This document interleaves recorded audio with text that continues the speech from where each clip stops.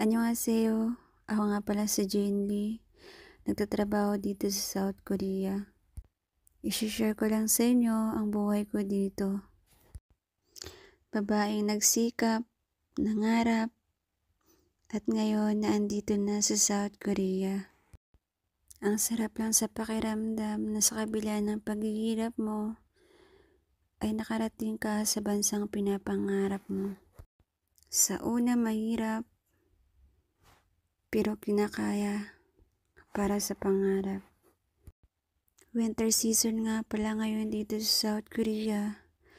At ito yung first time ko na maka-experience ng winter season sa buong buhay ko. Kaya masaya, pero syempre may halong kaba.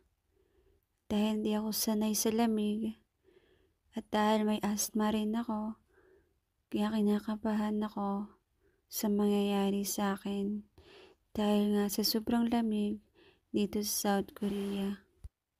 Pero bago ako tumungtong sa lugar na to ay nangako ako sa sarili ko na kakayanin ko ang lahat ng pagsubok, paghihirap at anuman ang mangyayari ay magiging matatag ako para sa sarili ko, para sa pamilya ko, at para sa kinabukasan ko.